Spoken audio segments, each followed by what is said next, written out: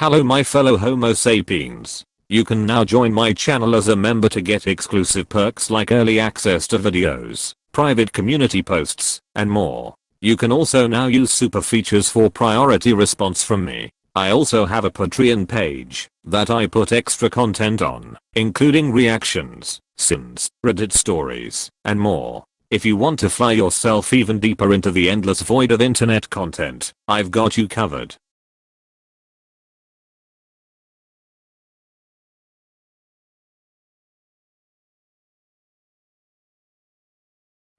I got eyes on her. But remember, we're tracking the bags, not the people. Guys painted ours with infrared spray. Infrared. Got it.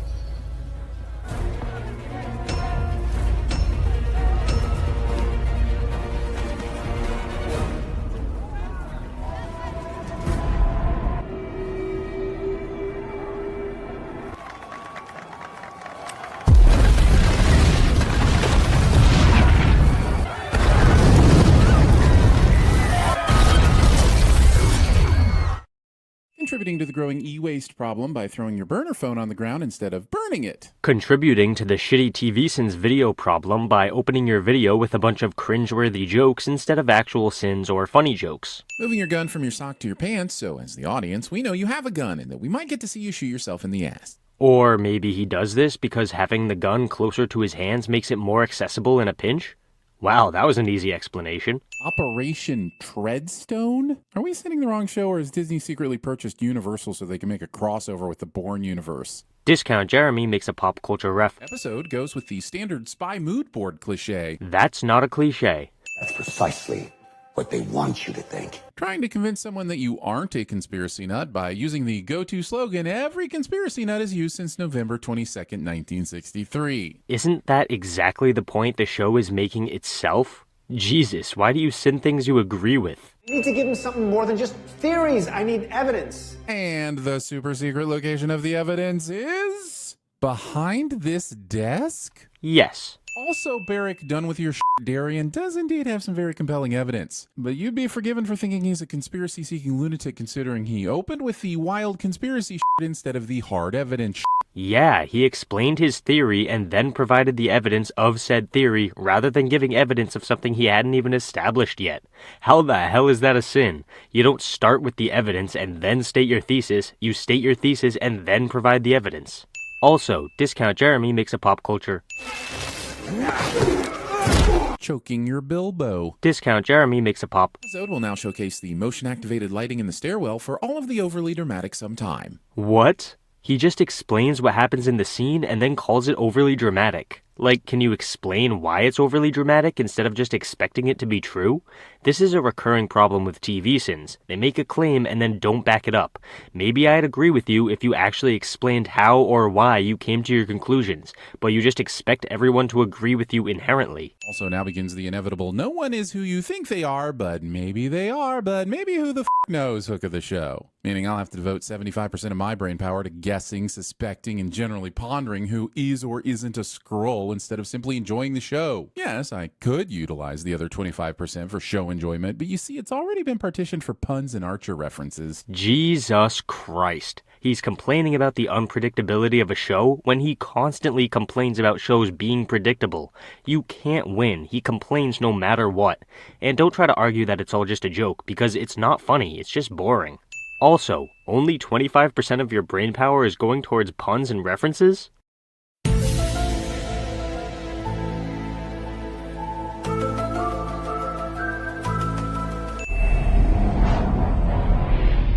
People who think the whole please remain in your seats until the seatbelt sign has been turned off thing doesn't apply to them. People who think the please try to make some entertaining content thing doesn't apply to their channel. Also, it's one thing to be up in the ass of AI, it's another thing to be up in the ass of Spielberg's AI artificial intelligence. Discount Jeremy makes a Kicked off the council, pushed into exile. Talos is bringing Nick up to speed on some pretty radical developments about the Skrulls on Earth, and as nice as this exposition is for us, why doesn't Fury already know this shit? He hasn't been in a cave with a box of scraps. He's been working on an orbital weapons system. They could have updated him at any point, but decided to wait until they had exactly all time to save the day? Dude, how have you so fundamentally missed an entire plot point? The show makes it explicitly clear that Fury isolated himself when he was on board the spaceship. He actively cut off all contact with people on Earth. In other words, yes, he could have gotten this information, but he chose not to, which is a part of his characterization in this show. Ravik is now the newest member of the Skrull Council. I present to you the newest product from Samsung, the Holosposition Pad. And why is it a sin? Can you explain to me why it's a mistake of the episode instead of just claiming it is and moving on? No? Okay. The next 3 sins in a row are all clips from the show that Discount Jeremy reacts to without explaining why they're mistakes. It's really stupid because it's painfully obvious that he can't actually think of a reason for why they're bad. He's just padding the sin count in runtime. Mainly Left Saber. Looks like in this round we have Skip. Fury is building out the most complex aerospace defense system in the history of mankind. You can't just leave. Right? I mean, that's super weird, isn't it? You'd think there'd be steps in place to make sure Nick Do What I Want Fury couldn't leave the station without prior approval or without setting off all the alarms. Discount Jeremy thinks that the President of the United States would be able to stop Nick Fury from doing what he wants. That's hilarious. Planning a bug is so not surprising that we'll wonder why they didn't search him more thoroughly and why they don't immediately sweep the room after he's gone. This is yet another instance of Discount Jeremy completely misunderstanding characterization. The show makes it abundantly clear that almost everyone underestimates Fury, in no small part because of his age. They don't see him as much of a threat anymore and are therefore more sloppy when it comes to handling him. I think Thanos' snap changed you, taught you that no matter how hard you fight for what's right, there's always someone stronger to undermine you. What the is this? Is she trying to incept him? Sure, this guy was suddenly turned to dust and then resurrected 5 years later, but people change for a lot of reasons, and they don't need you speculating on the nature of their trauma. But she's right. Seriously, what the hell is this sin? He complains about her speculation while completely ignoring the fact that she's absolutely correct. This shit don't make no sense. I let your men take me so I could get to you. Title of my sex tape? Discount Jeremy makes a cringy sex tape joke that isn't funny cliche. In case you confused it with 310 made-up units of measurement southwest of Moscow. Wait, made-up units of measurement? Did he really just say that kilometers were made up by the showrunners? See, this is the problem with TVSins. I'm sure their fanboys will tell me that he said that as a joke, but he says enough idiotic things in his videos for me to believe that it's not actually a joke. I mean, until further notice, I don't think this was a joke. I genuinely don't think Aaron Dicer knows that kilometers existed before Secret Invasion. Welcome to New Skrullos. You've arrived just in time to be my expositional walk and talk guinea pig, so we can tell the audience what a Skrullos is. This sin is really weird because Discount Jeremy pretends that Gaia was planning to do an expositional walk and Beto just so happened to arrive at the right time. I mean, don't you think that maybe, just maybe, she's doing the expositional walk because he arrived? So why are we speaking English right now instead of a Skrull language? Yes, this right here is a legitimate sin. Thank you. The refugees whose entire mission is to create a home for their own species where they don't have to adapt to humanity aren't even speaking their own language. That's a real sin. We grow only Skrull produce here. Drink Skrull wine, wear Skrull skins. Okay, now you're just naming things and putting Skrull in front of it. Yes, because they're talking about Skrull versions of human things. This sin is just a throwaway to pad the sin count. Behind that. Victory. The boat? What the hell do the Skrulls want with the oldest serving naval vessel in the world, commissioned in 1758, complete with 104 guns? Don't get me wrong, I'd love to see some pirate Skrulls, but how the hell did they get it from Portsmouth, England, all the way to... Oh, she's being metaphorically ambiguous, isn't she? Fine, but that's much less fun than mine. Okay, these MI6 assholes should have found this for no other reason than it's visibly changing colors. But it's tiny, and unless you're specifically looking for a bug, you almost certainly won't notice it. I mean, they do end up finding it eventually, so I don't know what you're complaining about. Is there some kind of unexplained tension between these two? Or does this guy just not like it when people slam car doors? A lot of what is going on here could have been cleared up if they just gave this guy a Skrull apple. This guy is just making it clear to her how important her mission is and that she can't afford to fail. That's it. I don't know why that's so difficult for you to understand. Oh, I got it. In Captain America the Winter Soldier, did we not see this man tunnel his way out of a flipped car through sheet metal, asphalt, concrete, and whatever else is beneath the roadway, all in a few seconds? But he's flummoxed by a chained door? Because he doesn't have his lightsaber on him right now?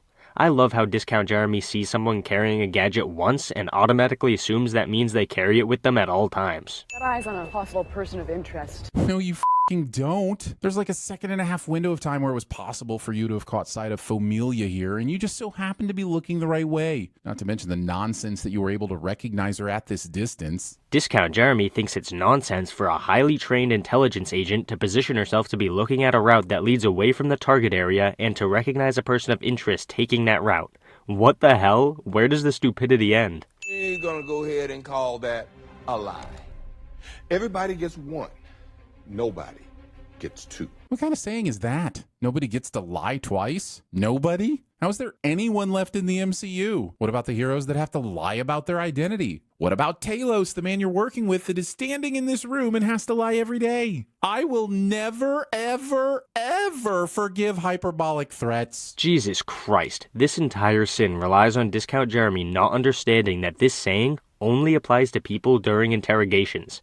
I mean, that's it. It's that simple. I can't even fathom the stupidity at play here. Well, I guess it isn't a Marvel property unless I've had at least one bout of nausea induced by 17 trillion cuts a second. Imagine getting an AI to create your opening credits, but not taking the time to also ask them, how do I make my action scenes less vomity? This scene isn't even that bad with the cuts and shaky cam. It has a bit, but not that much. It's easy enough to follow, and it's certainly not nauseating at all. Where'd he go?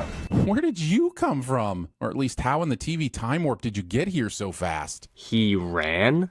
Not to mention that the events we saw Maria Hill engaged in happened at the same time as the events we saw Talos engaged in. Oh, I see. This is an example of Discount Jeremy not understanding things that happen at the same time. The last words? Fine, Gaia. She's dead. And she didn't know her mother was dead either. I guess I'm connecting with these characters through their pain, but I vaguely remember sitting down to watch a suspense thriller, not a family drama. Discount Jeremy straight up just complained about the show characterizing its characters. No, I'm not joking. He literally just made the argument that the show should not be spending time with characterization. You can't make this shit up. That utter stupidity coming from someone who watches TV for a living.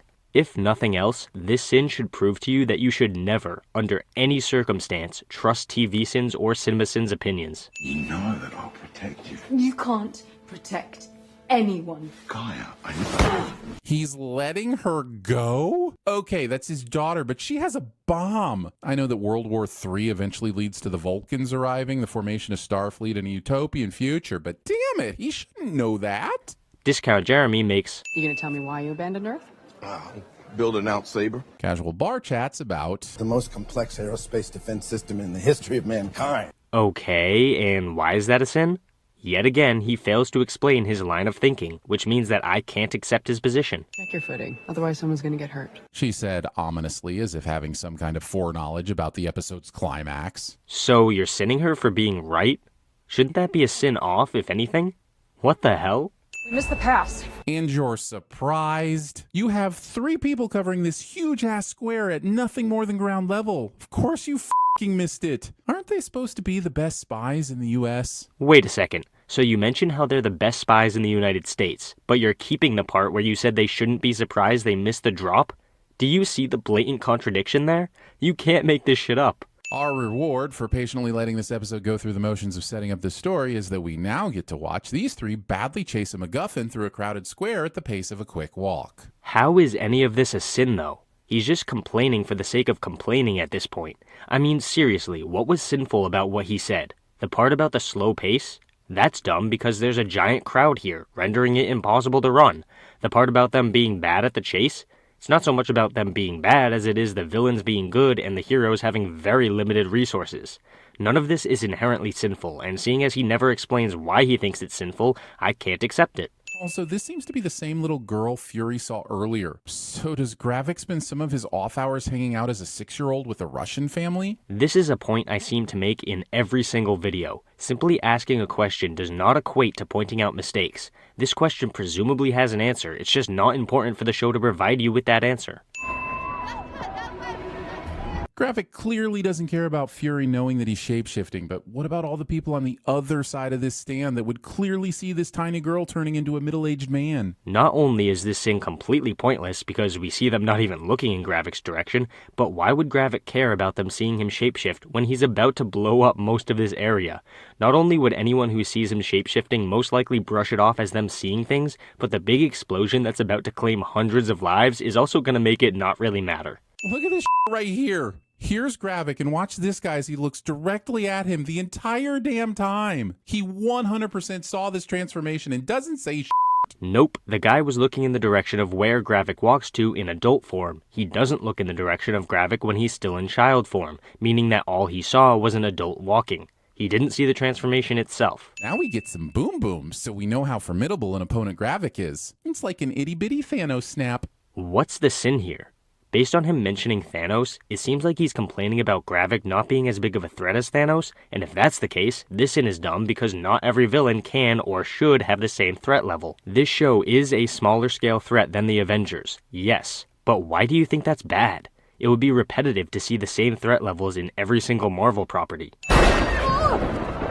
I'm sure the death of Agent Hill is supposed to make me believe that no one is safe, but at this point, I really don't know how I can believe that. Gamora came back. All the people that got blipped came back. Heck, Marvel denies it, but for a good time there, even Phil Coulson was back. This slow pan up doesn't have me as convinced as you think it does that this isn't a Skrull, or that she's just in a coma and not even dead yet. Two slight factual corrections here. First, Gamora did not come back. The Gamora we currently have is from a different timeline and not the same character as our original Gamora, who is permanently dead.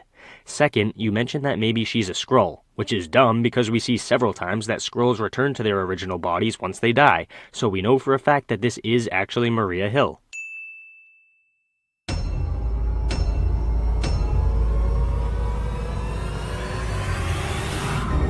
I'd like to take his face